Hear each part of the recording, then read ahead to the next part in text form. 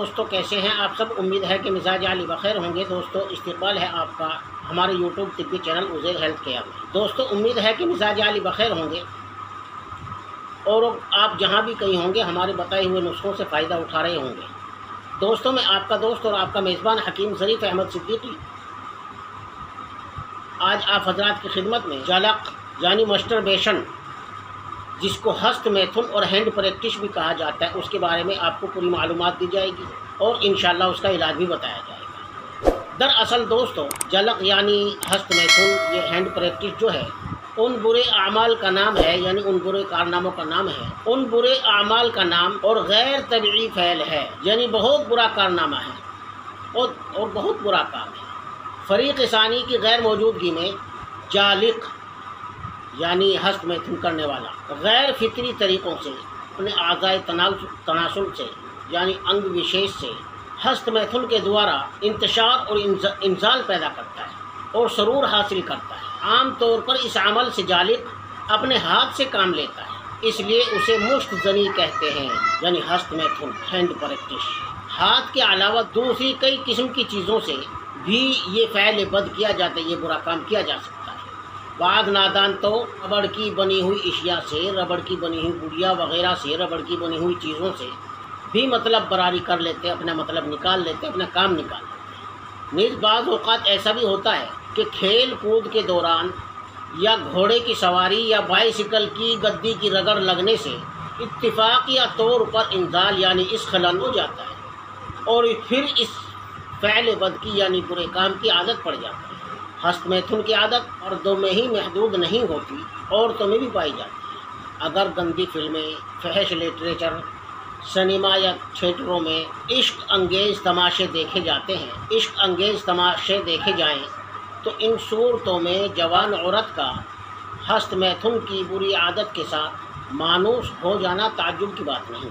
اس مرض میں مریض ملاپ کے بغیر ہاتھ یا رانوں کی حرکات سے اعضائے تناسل کو رگڑ کر یعنی انگ وشیش کو رگڑ کر یا صرف فحش یا عریاں یعنی ننگی تصویروں کے ذریعے مادہ منی یعنی ویریہ خارج کرتا ہے۔ اس کی وجوہات بھرپور جوانی میں بھی شادی نہ کرنا یعنی انبیاہتا رہنا، اویواہت، بری صحبت میں رہنا، بڑھاپے میں رفیقہ حیات کا یعنی پتنی کا فوت ہو جانا یعنی مر جانا، کثرت سے بائیسیکل یا گھوڑے کی سواری کرنا، غلفہ تنگ یا لمبا ہو یا اس پر زخم بن جائیں، بواسیر، دائمی قبض، پیٹ کے کیڑے، اس سے انگ وشیش میں خراش پیدا ہو کر بری عادت کچی عمر سے ہی شروع ہو جاتی ہے اور پھر جوانی تک نہیں جاتی اور مریض کو دین دنیا کہیں کا نہیں چھوڑتی۔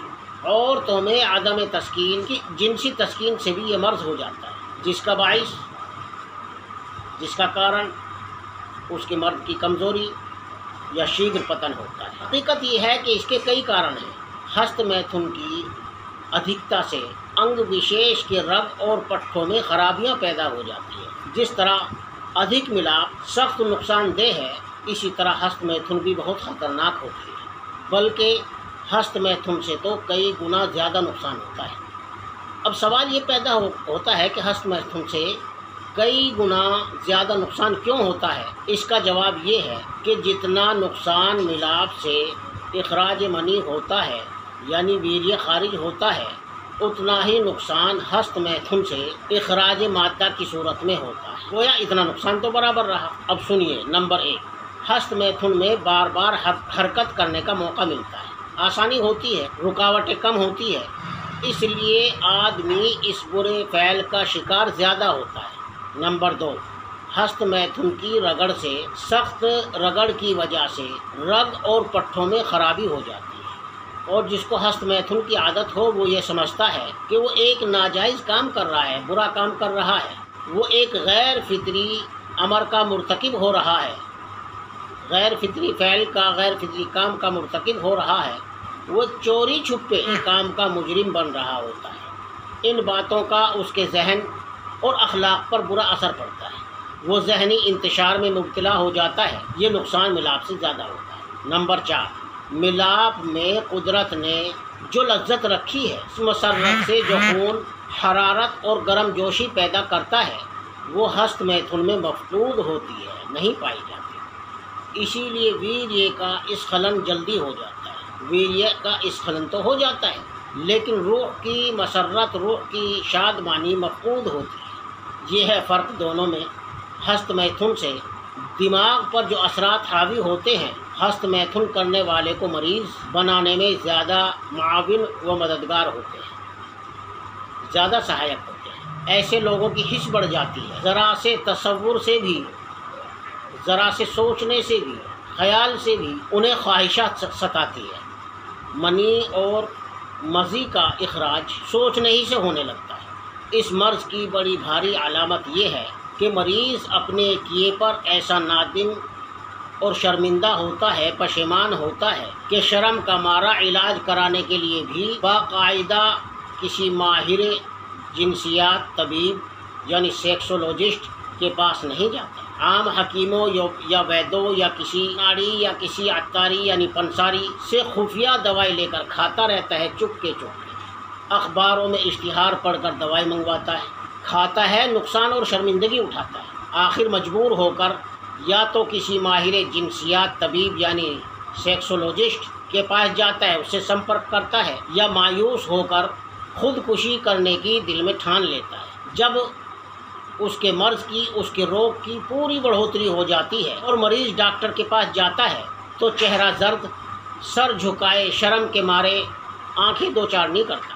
بات آہستگی سے ٹھہر ٹھہر کر منہ سے نکلتی ہے، تو بات پوچھو اس کا جواب دینے میں ہچکچاتا ہے اور بار بار بات کو دہراتا ہے۔ قوت ارادی کمزور ہو جاتی ہے، قوت ارادہ کمزور ہو جاتا ہے، کسی کام میں دل نہیں لگتا، دماغی یا محنت کے کام میں بہت جلدی تھک جاتا ہے، سانس پھولتا ہے، سارا شریر پسینے سے تر بتر ہو جاتا ہے، دل دھڑکتا ہے، نبض جلدی جلدی چلنے لگتی ہے، ہاتھ اور پاؤں کانپتے ہیں اور ٹھنڈے ہوتے ہیں، دن رات لیٹے رہنے کو جی چاہتا ہے، ہر بات میں وہم اور ہر شخص پر شک کرتا ہے، ہر آدمی پر شک کرتا ہے، سر میں درد ہوتا ہے اور سر چکراتا ہے، جب نیند آتی ہے تو بھیانک خواب دیکھ کر یا سپندوش ہو کر جاگ جاتا ہے۔ یہ سب علامات، سب لکشن کتابوں میں یا اشتہاروں میں پڑھتا ہے، ان کو رٹ کر یاد کر لیتا ہے اور اپنے لیے دنیا بھر کے تمام دکھوں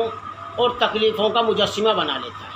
اور خوبی یہ ہے کہ بہت سی بات چیت اور سوال و جواب کے بعد ادھر ادھر کی فضول باتیں بتا کر مشکلوں کے بعد اصل مطلب کی بات کرتا ہے اور کمزوری اور ہست میتھن کے اپنے جرم کو قبول کرتا ہے۔ عورتوں میں اس مرض میں بچے دانی سوج جاتی ہے اور وجائنا کا منہ بڑا اور ڈھیلا ہو جاتا ہے، عام کمزوری، خون کی کمی اور اعضائے رئیسہ کمزور ہو جاتے ہیں۔ اب آتے ہیں علاج کی طرف، آپ کو اس کا علاج بتاتے ہیں۔ اس عادت بد کی سب سے پہلے مریض کو اپنے اس فعل سے، اپنے اس جرم سے توبہ کرنی پڑے گی اور توبہ کرنی چاہیے۔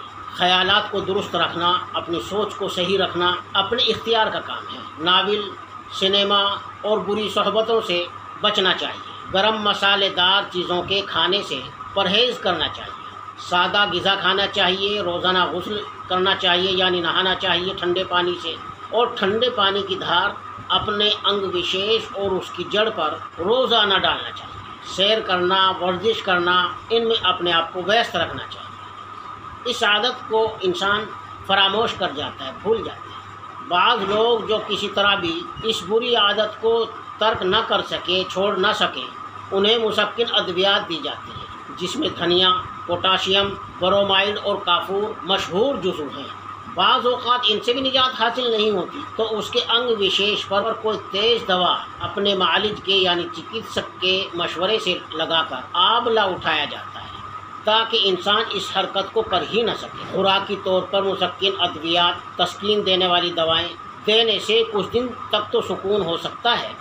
تو جو نسخہ ہم آج آپ کو بتانے جا رہے ہیں، یہ نسخہ انگریزی دواؤں سے یقیناً بہتر اوصاف کا حامل ہے، ان سے بہتر ثابت ہوگا۔ دوستو، نسخہ بتانے سے پہلے آپ سبھی سے ایک چھوٹی سی ریکویسٹ ہے کہ اگر آپ نے ابھی تک ہمارے چینل کو سبسکرائب نہیں کیا تو سبسکرائب کر لیجئے، لائک اور شیئر بھی کیجیے اور بیل آئیکن کے بٹن کو آل پر پریس کر دیجیے تاکہ ہماری ہر نئی آنے والی ویڈیو آپ تک بآسانی پہنچتی رہے۔ دوستو، ہمارے چینل پر مزید طبی معلومات و تحقیقات، جسمانی امراض اور ان کے علاج، قدرتی جڑی بوٹیوں دوارا علاج، پھلوں اور سبزیوں کے خاص ان کے فوائد اور بہت سارے اپنے تجربات اور مجربات بیان کیے جاتے ہیں۔ इन सारी मालूमात को हासिल करने के लिए आप खुद भी हमारे चैनल को सब्सक्राइब कीजिए, अपने दोस्त अहबाब को भी दावत दीजिए। इंशाल्लाह हम आपकी इस तरह खिदमत करते रहेंगे। तो दोस्तों आइए आते हैं नुस्खे की तरफ। आपको लेना तुखम काहू 2 माशा, तुखम खियार 6 माशा, तुखम खरफा 6 माशा, सूखा धनिया 2 माशा। इन सब को पीस कर इनका शीरा निकाल लें और शरबत नीलोफर के साथ इस्तेमाल करें। अगर हिस्स बहुत बढ़ गई हो तो इसमें तुखम रिहान 6 माशे का इजाफा किया जा सकता है, लेकिन ध्यान रहे कि इस नुस्खे का इस्तेमाल सिर्फ गर्मियों में करना चाहिए। शीरा जो निकाला जाता है वो घोट कर निकाला जाता है। अगर मरीज़ घोटने से मुतनफ़िर हो, रोज़ाना घोट ना सकता हो, तो इन दवाओं का सफ़ूफ तैयार करके यानी पाउडर बनाकर शरबत या पानी से दिया जा सकता है। इस मर्ज़ के इलाज में कि हस्तमैथुन कमज़ोरी का इलाज आम तौर पर 2-3 महीनों से लेकर 4-5 महीनों तक होता है, यानी आहिस्ता आहिस्ता इंसान सेहत की तरफ जाता है और बाज़ हालतों में तो इससे भी ज़्यादा वक्त लगता है मुकम्मल इलाज करने में।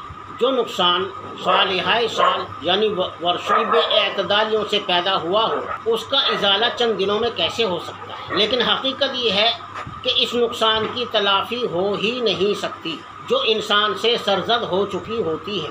इलाज मुआलजे से सिर्फ इतना होता है कि नाकारा मशीन की मरम्मत हो जाती है और वो काम देने लगती है, मगर जिस तरह नई मशीन और मरम्मत शुदा मशीन के काम में फ़र्क होता है वो बाकी रह जाता है। पुरानी मशीन मरम्मत के बाद आए दिन बिगड़ती रहती है, आए दिन ख़राब होती रहती है और बार बार उसकी मरम्मत और एहतियात की ज़रूरत होती है। इसी तरह से हस्तमैथुन और कमज़ोरी के मरीज़ की मशीनरी जब चालू हो जाए, इस मशीनरी की देखभाल और मरम्मत पर ख़ास तवज्जो रखनी चाहिए और इसकी तक़वियत के लिए हमारी राय में हर साल खुसूसन सर्दी के मौसम में बग़ैर ज़रूरत के भी 1-2 महीना मुक़व्वियात का इस्तेमाल, ताकतवर दवाओं का इस्तेमाल करना और मिलाप से लंबे अरसे के लिए परहेज़ करना ज़रूरी और मुफीद होता है। दोस्तों अगर आपको हमारी वीडियो पसंद आई हो तो चैनल को सब्सक्राइब कीजिए, लाइक और शेयर भी कीजिए और बेल आइकन के बटन को ऑल पर प्रेस कर दीजिए ताकि हमारी हर नई आने वाली वीडियो आप तक बआसानी पहुंचती रहे। और दोस्तों कमेंट बॉक्स में जाकर के अपनी कीमती राय का इज़हार ज़रूर कीजिए। दोस्तों हमारे चैनल पर मज़ीद तिब्बी मालूमात व तहक़ीक़ात, जिस्मानी अमराज़ और उनके इलाज, कुदरती जड़ी बूटियों द्वारा इलाज, फलों और सब्ज़ों के ख़ास उनके फ़वाइद और बहुत सारे अपने तजर्बात और मुजर्रबात बयान किए जाते हैं। इन सारी मालूमात को हासिल करने के लिए आप खुद भी हमारे चैनल को सब्सक्राइब कीजिए, अपने दोस्त अहबाब को भी दावत दीजिए। इंशाअल्लाह हम आपकी इसी तरह खिदमत करते रहेंगे। अस्सलामु अलैकुम।